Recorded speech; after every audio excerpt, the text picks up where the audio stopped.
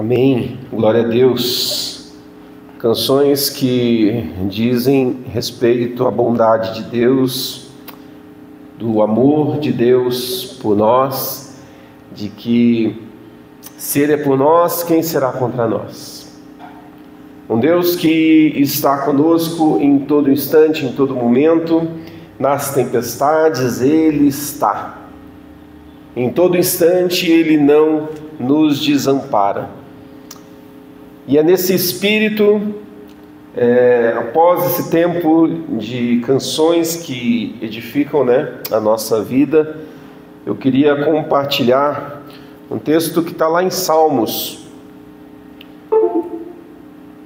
Salmos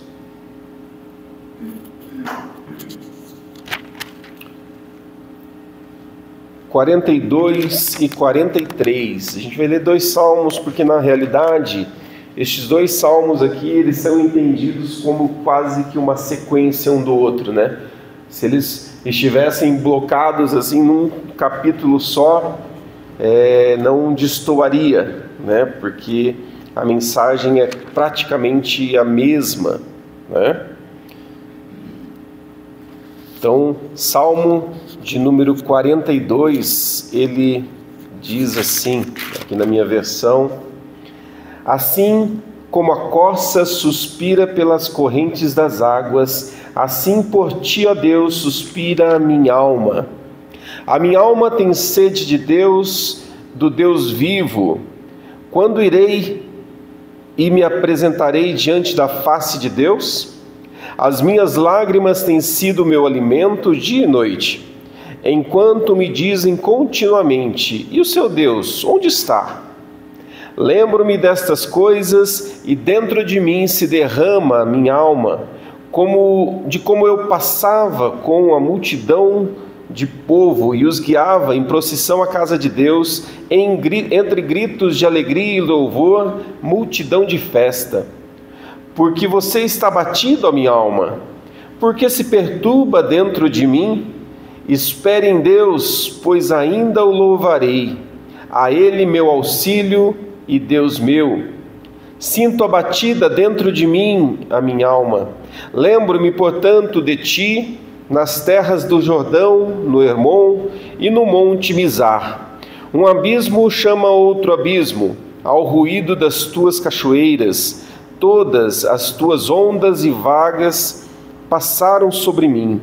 Contudo, o Senhor durante o dia me concede a sua misericórdia e de noite está comigo o seu cântico, uma oração ao Deus da minha vida. Pergunto a Deus, minha rocha: por que te esqueceste de mim? Por que hei de andar eu lamentando sob a opressão dos meus inimigos? Os meus ossos se esmigalham quando os meus adversários me insultam, perguntando sem parar: e o seu Deus onde está? Por que você está abatido, ó minha alma? Por que se perturba dentro de mim? Espere em Deus, pois ainda o louvarei. A Ele, meu auxílio, Deus meu. Capítulo 43. Faze-me justiça, ó Deus, e defende a minha causa contra a nação infiel. Livra-me dessa gente fraudulenta e injusta, pois Tu és o Deus da minha fortaleza. Por que me rejeitas? Por que hei de andar eu lamentando sob a opressão dos meus inimigos? Envia a Tua luz e a Tua verdade para que me guiem e me levem ao Teu santo monte e aos Teus tabernáculos. Então irei ao altar de Deus que é a minha grande alegria, ao som da harpa eu Te louvarei. Ó Deus, Deus meu, por que você está abatido, a minha alma? Por que se perturba dentro de mim? Espere em Deus, pois ainda o louvarei. A Ele, meu auxílio, Deus meu. Salmo 42 e 43. Vamos orar. Senhor, Tua palavra lida e inspiração aos nossos corações, à nossa vida.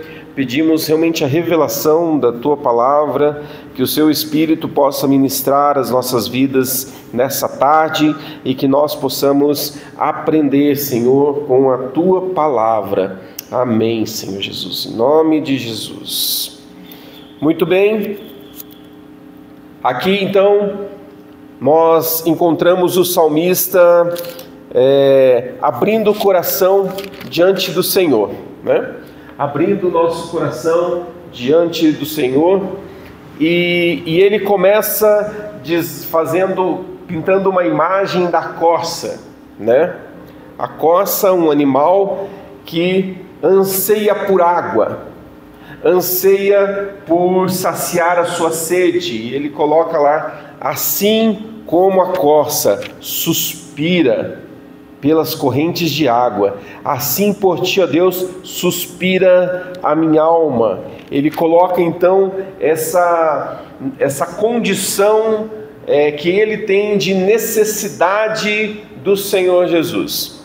Quantos aqui já sentiram sede e não tinha como beber água? Alguém já passou uma situação assim?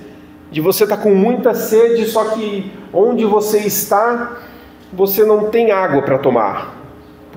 Sei lá, está viajando, está em alguma condição e, puxa, me falta uma garrafa d'água aqui, eu preciso d'água. E aquilo começa a te incomodar.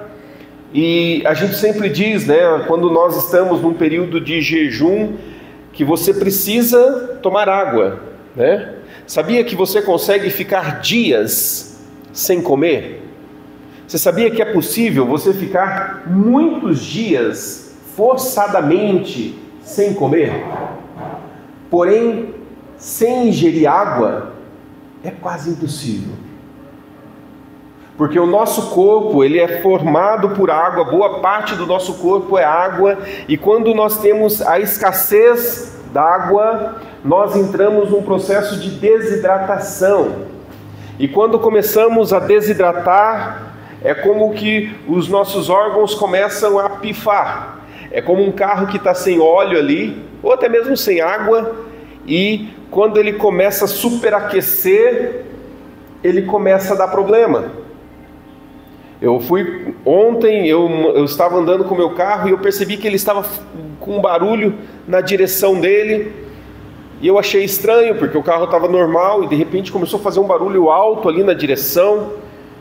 Eu falei, puxa, será que é isso? Mandei mensagem, né, para o Paulo. Aí, Paulo, conhece um mecânico aí de confiança para que eu possa levar o carro lá?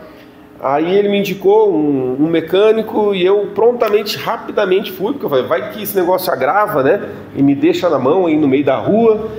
E eu fui com o carro lá. E ao chegar lá, expliquei a situação, o cara muito tranquilo, chegou e falou assim, abre o capô. Ele abriu o capô do carro e tal, abriu lá os galõezinhos que tem dentro ali no motor tal. Foi lá, buscou um vidro de óleo, colocou o óleo ali, tal, aí falou, agora dá partida no carro. Dei partida no carro, o barulho sumiu. Não era o óleo do motor, mas era o óleo específico do câmbio ali, que eu nem sabia que tinha que colocar óleo ali. Olha só que louco, né? O cara dirige e nem sabe que tem que pôr óleo num reservatório pequenininho que tem do lado ali. Vai bem pouquinho óleo ali. E ele colocou o óleo, eu falei, nossa, sumiu, desapareceu. Daí eu até perguntei quanto ficou. Ele falou, não ficou nada não, pode ir embora, tal. E eu saí satisfeito, porque o carro, ele gritou, preciso de ajuda, tá faltando óleo aqui. Então aquele barulho ali era um grito do carro dizendo, me ajuda. É a mesma coisa com o ser humano. Quando você tem sede, você grita por água, você levanta e vai tomar água, ou você fica lá deitado e fala, estou morrendo de sede, mas não vou levantar não. Vou ficar aqui, eu estou com sede, mas estou com preguiça, a preguiça é maior que a sede, então vou ficar aqui deitado. Não, né? Você sente sede, você se levanta e vai tomar sua água e vai se hidratar. Ainda mais quando está mais calor, né? Um tempo de calor, aí você toma mais água ainda. Porque o seu corpo pede aquilo. Aqui no texto o salmista coloca uma condição muito interessante, porque ele faz esse paralelo com a corça que anseia pelo desejo de água, dizendo que ele, assim como ela deseja muito se hidratar, ele deseja a presença de Deus. Ele anseia pela presença de Deus. O verso 2 fala, minha alma tem sede de Deus, do Deus vivo. Aí ele até coloca: quando irei me apresentar diante da face de Deus? Como quem diz: Senhor, quando é que eu vou estar aí contigo? Quando é que eu estarei aí juntinho do Senhor? Porque minha alma anseia tanto a tua presença, anseia tanto estar com o Senhor, que eu quero saber quando é que eu vou estar aí contigo. Estou com sede.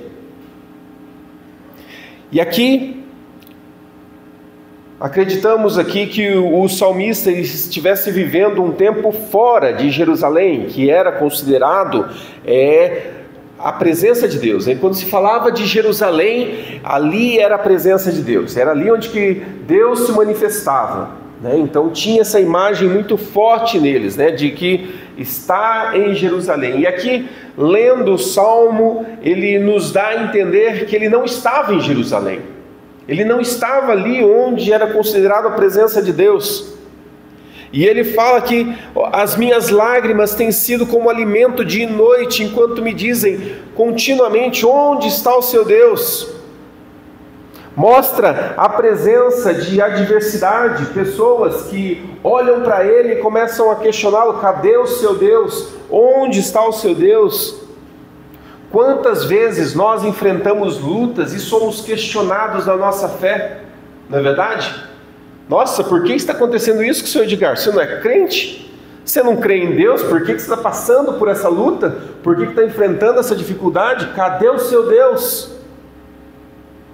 Cadê o seu Deus? Isso acontece raramente? Não, isso acontece muito comum. Acredita que muitas vezes nós mesmos fazemos essas perguntas? O salmista faz essa pergunta. Quando nós lemos que ele coloca ali no verso de número... Cadê? Vamos achar aqui. Verso 9. Pergunto a Deus, minha rocha, por que te esqueceste de mim? Por que hei de andar eu lamentando sob a opressão dos meus inimigos? Ele percebe-se numa situação de conflito, onde ele está sendo acusado de todos os lados, onde a opressão está sobre ele, onde ele sofre uma carga muito grande, uma pressão muito grande, e ele chega ao ponto de dizer: por que eu vou ficar lamentando o resto da vida, Deus? Por que a minha alma precisa sofrer tanto? Por que se esqueceste de mim? Ele demonstra uma humanidade que todos nós temos. Todos nós temos. Todos nós passamos por conflitos, por lutas. E às vezes a gente olha uma fala dessa e fala: nossa, cadê? Você não é crente? Não? O que está aí murmurando desse jeito? Mas aqui ele não está murmurando pura e simplesmente, mas ele está lamentando, ele está falando com Deus, ele não está falando com outro qualquer, ele está falando direto com Deus, e ele está abrindo o coração e fala: por que está abatido a minha alma? Por que te perturba dentro de mim?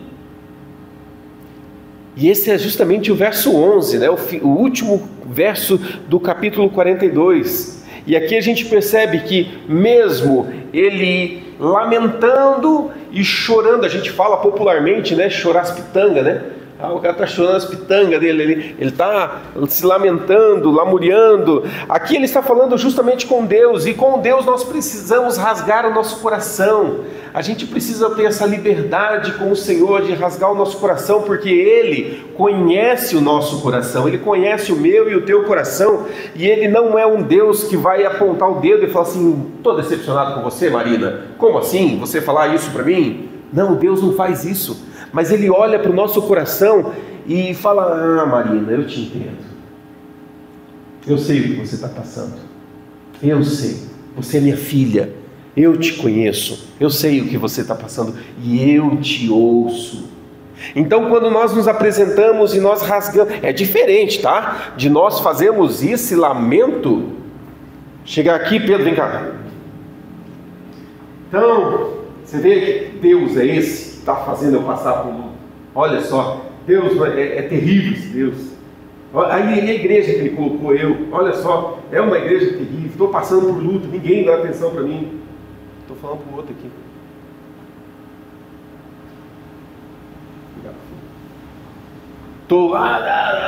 Não, isso é errado. Mas você rasgar o seu coração na presença do Senhor, Ele tem a maturidade que o ser humano não tem para conhecer o teu coração, a sinceridade do teu coração. E é para ele. E interessante que aqui nesse último verso, o salmista, ele fala com a sua alma. Ele fala com a sua alma. É como se ele tivesse caído em si, e depois de eu lamentar e falar tudo para Deus, e Deus começar a ministrar o coração dele, ele se volta para si mesmo e diz: por que você está abatido, a minha alma? Por que se perturba aqui dentro de mim? Espere em Deus, pois ainda o louvarei, a Ele, meu auxílio e Deus meu. Então ele se volta e fala assim: peraí, Deus é o meu refúgio e fortaleza, socorro bem presente em todas as situações. Aí você olha para si e fala assim: Éder, por que você está abatido? Confie em Deus, espere em Deus, porque ainda o louvarei. É como se você olhasse para você e falasse assim: dona Zina, aguenta as pontas aí, ainda vai louvar, ainda chegará o tempo de louvar. Agora talvez seja um momento de dor, agora talvez seja um momento de angústia, agora talvez seja um momento de perguntas sem respostas, mas ainda louvarei, meu auxílio e Deus meu. Nós precisamos pregar para nós mesmos. Nós precisamos pregar para nós mesmos. Nós precisamos olhar para nós e falar assim: Éder, por que está desse jeito? Você já orou hoje, Éder? Você já leu a palavra hoje, Éder? Não leu, né? Então faz favor. Nós precisamos pregar para nós mesmos e avaliar como tem sido a nossa conduta, a nossa maneira de viver. O salmista faz isso. No capítulo 43, ele inicia ali: faze-me justiça, ó Deus, defende a minha causa contra a nação infiel, livra-me dessa gente fraudulenta e injusta, pois Tu és o Deus da minha fortaleza. Por que me rejeitas? Por que hei de andar eu lamentando sob a opressão dos meus inimigos? Aqui ele completando, eu disse que esses dois salmos aqui eles poderiam ser um só. Então ele completa lá atrás: Senhor, eu reconheço que Tu és o meu auxílio, eu reconheço que o Senhor é aquele que cuida de mim, eu reconheço que Tu és aquele que não me desampara. Então, Senhor, não me deixa andar lamentando, não me deixa viver sob essa opressão dos meus inimigos. Ele fala: envia a Tua luz e a Tua verdade para que me guiem e me levem ao Teu santo monte. Lembra aqui, santo monte, Jerusalém. Jerusalém ficava no alto. A gente está aí numa série de Cântico dos Degraus, que era a peregrinação do povo até Jerusalém. Então o santo monte, Jerusalém, ficava no alto. Então, Senhor, envia a Tua luz para que eu enxergue o caminho para chegar até o santo monte. Ou seja, Senhor, ilumina o meu caminho para que eu possa enxergar como Te alcançar, como chegar até o Senhor. Senhor, está muito tumultuado, está nublado. Sabe quando você está viajando à noite de carro e aquela neblina intensa e você não consegue enxergar 3 metros para frente do carro, de tão densa que está a neblina? Então você chega: Senhor, eu não consigo enxergar, envia a Tua luz para que eu possa ver adiante e conseguir chegar ao destino. É isso que o salmista fala. No verso 4: então irei ao altar de Deus que é a minha grande alegria. Ao som da harpa eu Te louvarei, ó Deus meu. E daí ele volta a pergunta, para si mesmo. Ele se volta para si mesmo e de novo: por que está batido a minha alma? Por que se perturba dentro de mim? Espere em Deus, pois ainda o louvarei. A Ele, meu auxílio, Deus meu. Os dois salmos se unem, os dois salmos se completam. e ele sempre reconhece a soberania do Senhor. Nós estamos aqui na tarde da esperança. E ter esperança é justamente saber que Deus é o teu auxílio a todo instante. E esse precisa ser o nosso testemunho diante das pessoas. Porque as pessoas estão à nossa volta e muitas delas enfrentando lutas, dificuldades, e elas não sabem disso. Elas não entendem isso. E aí que nós precisamos dizer, você pode enfrentar lutas, mas mesmo em meio às lutas, o Senhor, Ele vai te sustentar, basta crer. Mesmo em meio às lutas, o Senhor vai cuidar de você. A gente sempre diz, nós aprendemos que o Senhor não nos livra das dificuldades, mas Ele nos livra nas dificuldades. É diferente. A gente quer que simplesmente Deus tire a gente do conflito, né? Mas Ele faz diferente, porque Ele quer trazer maturidade, crescimento para todos nós. Então Ele vai lá e tira você, livra você nas dificuldades, no momento da luta, no momento da pressão. É ali que o Senhor nos transforma, é ali que o Senhor muda a nossa vida, é ali que Ele faz diferença no nosso coração. E nós precisamos entender isso, que Ele tem um propósito com todas as coisas. E nós precisamos crer, nós precisamos pregar para nós mesmos e nos fazer lembrar, porque o pecado e o inimigo, ele sempre vai colocar aquela interrogação bem gigante: cadê teu Deus? O que adianta você ir para a igreja todo domingo, toda terça-feira, toda quinta-feira, ir na reunião de oração? O que adianta você ir tudo isso e estar passando pelo que você está passando? Do que adianta? Adianta no sentido de nós sabermos que Ele é o nosso auxílio, socorro bem presente, e nós precisamos fazer como o salmista fez. Por que está abatido a minha alma? Por que dentro de mim está essa angústia terrível? Se eu creio que Ele é o meu auxílio e que um dia eu o louvarei, ainda o louvarei, mesmo passando por essas lutas, nós precisamos pregar para nós mesmos: por que está abatida, ó minha alma? Por que está triste? Por que está passando por isso? Creia, espere em Deus, espere em Deus. Fale isso no seu coração: espere em Deus, espere em Deus, porque as coisas vão acontecer. Essa foto aqui a gente tirou domingo, vocês lembram, né? Olha que bonitinho. A gente tirou essa foto domingo. Temos pessoas muito queridas ali, família, amigos, e às vezes nós podemos olhar para uma foto dessa e falar assim: puxa, está faltando alguém, está faltando alguém, está faltando alguém que, puxa, eu queria muito que tivesse aqui.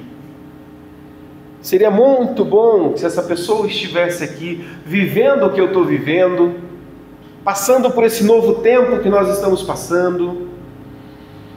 Ô Senhor, cadê essas pessoas? E daí nós pregamos para nós mesmos: por que está abatido a minha alma?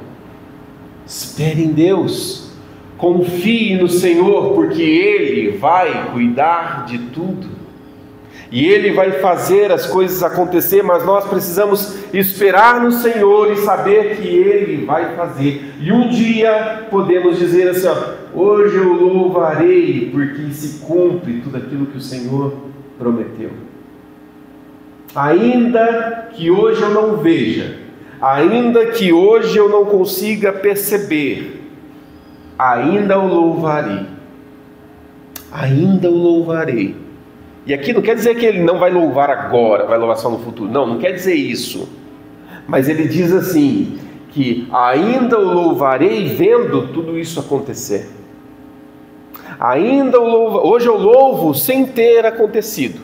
Hoje eu engrandeço, adoro ao Senhor, mesmo não tendo acontecido, mas eu tenho fé e eu espero que um dia isso aconteça, eu espero nele.